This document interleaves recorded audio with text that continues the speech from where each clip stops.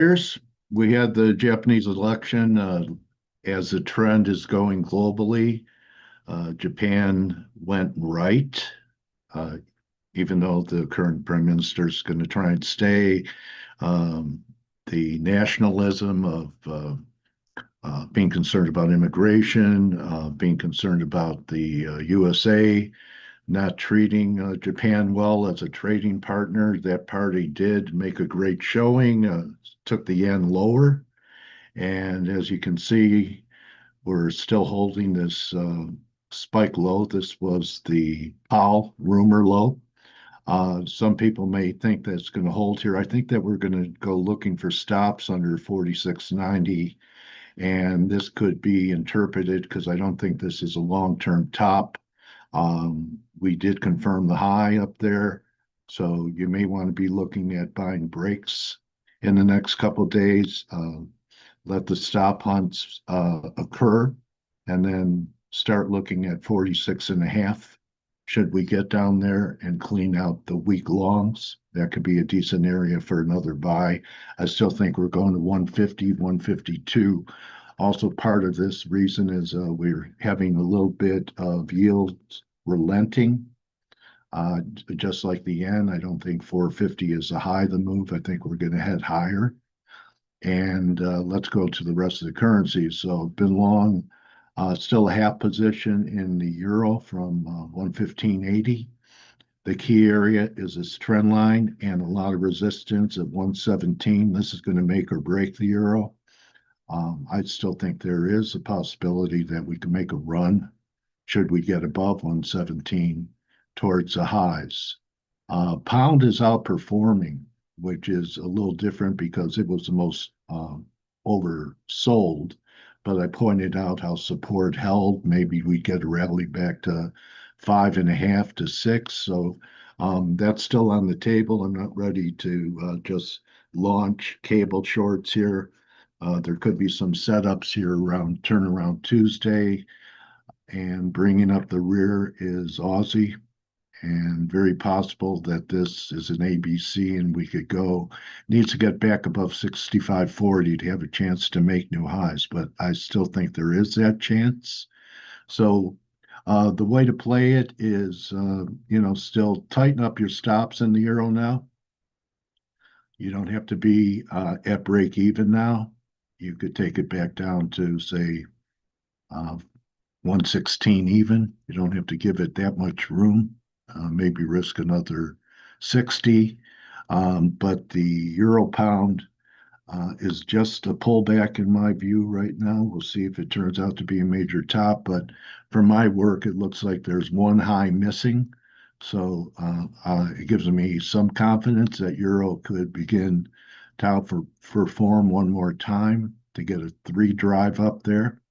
I have to say the star of the day is gold. So gold is coming out of this resistance range. There are some 61.8% retraces here. So the dollar and gold may turn out to be a dollar buy, yen buy, and a dollar buy, and possibly a short here. I'm going to be watching gold between 34 and 34.10. I'm going to be wrong over the high here. So it is so possible that this is a failing rally. I just talked to a gentleman who's very good with seasonals. He thinks that, the latter part of July into August is a very positive seasonal time frame for gold. Also was presented with the fact that at every major rally high, CTAs and hedge funds were adding. And on this last move to the new high that we had, that didn't occur. So the funds, the spec funds, not the retailers, but the big hedge funds and the CTAs are part of that as well, did not add on up here. So most people look at this, they say it's a beautiful consolidation before we have a break to new highs. I think what could turn that around would be if the dollar has bottomed. And you guys know I still am open to the fact that we could break to new lows, but I drew some fibs here So there are a couple of areas I'd be looking at. We're only at, haven't even achieved the 38% level. And then halfway back is here at the 97.20, which I think is going to be a danger zone. And then you have 97. So for the dollar to really remain in its bullish trend, just like I said last week, it's got to hold this double spike low here. Should that happen, that raises the probabilities for a break to new lows. So we'll see what happens there. And, getting to be quieter type summer days. We have the S&Ps, looks like they're making new highs. But as you can see, the RSI should be popping up here. We are not confirming at new highs. This is not the day I'm going to go for it. I want to see some more action, perhaps 63 and a half, 63.60, looking at some shorter term stuff, the 30-minute stuff. Computer's running a little slow with the RSI today. So as you can see, even if we blow off to new highs, even some of these shorter term time frames, like a 30-minute, may not break above 70. So I think we're getting closer. Last week's break was a decent trade. I believe in probing and protecting, but I'm going to wait for new highs to be made over 63.22, not that far away. See how much further it could go. And turnaround Tuesday may be, that's when it worked. This was Tuesday last week. And then this was a recovery and the break. And then here we go again. New all-time highs, hasn't quite achieved it. Going to wait to see how it achieves it. Actually, the preferred short may be NASDAQ. NASDAQ is making new highs. It seems to be running a little bit leading the S&P, so we'll see what happens here. Here we are at new highs in the NASDAQ, and we're not confirming there. We're not confirming, I don't believe, on the 4-hour.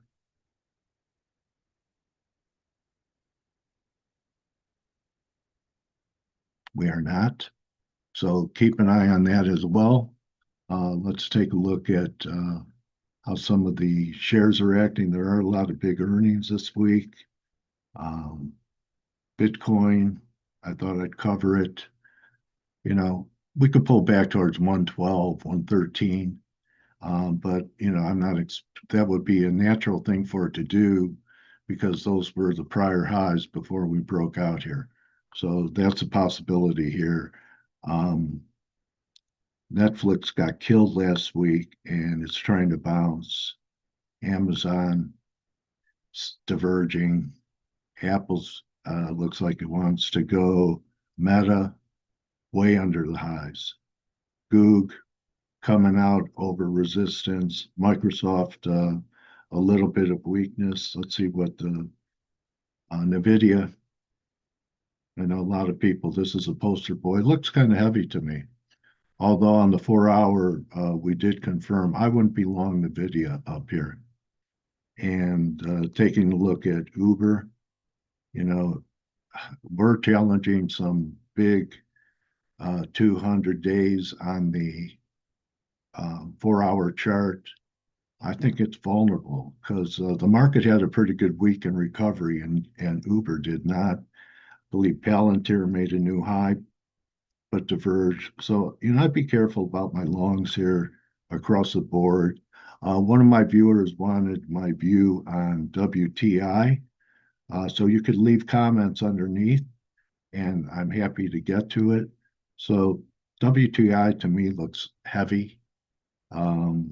Since the airstrikes by Israel, which was the peak, we tried to rally. We're trying to hold a 50-day moving average here at 64. I think new lows are coming in the crude oil market.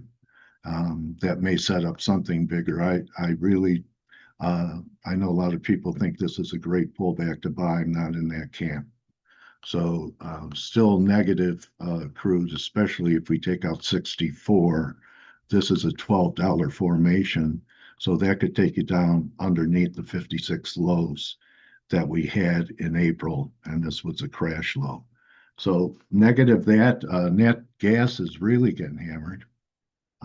Do believe that there is going to be a low, but much lower from here. So I'm negative on energy here. So it's really been tech.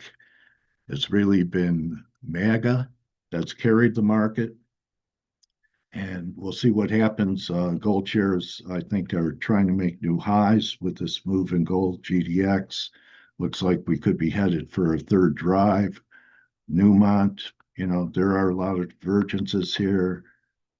Here's B2 gold, not close to the highs. SILJ, here's one, here's two. I'd lighten up on new highs there, especially if silver is able to do that. AG, well off the highs. Fortuna, well off the highs. And here you go. This is Endeavor. So I wouldn't be chasing the miners up here either, unless you're really a super bull and think gold's just going to blow to 35, 3,600, and silver's on its way to 45. I think before silver trades 45, even if we do, and it looks like we are going to retest the high, something I talked about last week, saying that it could make hay out of another bout of dollar weakness. We'll see what it does at new highs. I wouldn't chase it on the daily. It's still diverging. And since we had a few down days, let's see where the 4 hour is. Okay, so I don't believe, so this is why I thought silver could make a new high, because it's confirmed. So I'm going to observe and see what happens up here. I still think the gold silver ratio favors silver. So when I want to be short PMs, gold's my choice. Okay, so we'll see what happens here up around the 3,400 level. Need euro to crack 117 for it to turn good. And if that happens, I think we're going to see new highs. So this is really the line in the sand. You could just trail your stop or book it.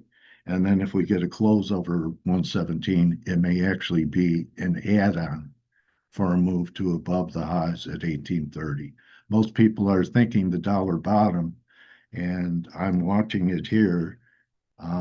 Nice little pullback, but not enough of a pullback. And then if we start taking out 97.20, so I'm not ready to buy the dollar yet. Let's see what happens tomorrow and what the euro could do. See if they turn the spread, see what gold does, another $10 to $20 higher. And then we'll see where the Dixie is tomorrow at that time. Maybe we're going to be buying the dollar and shorting things like euro if it fails at 117.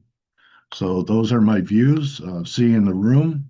Remember, don't just count your pips, count your blessings. We're still on the right side of euro with no heat plus over 80 pips. And it's your discretion whether you want to take it. And you could always add on the breakout of this channel at 117-ish. So that's a wrap. I'll see everyone for Turnaround Tuesday. Have a great interview lined up. A lot of fans. We have Henrik coming in. Henrik is a very well known melt up guy, and he's already saying that the Fed is way behind the curve. That's Henrik Zeberg, Wednesday, 10:30 a.m. EST. I'll see everyone in the room.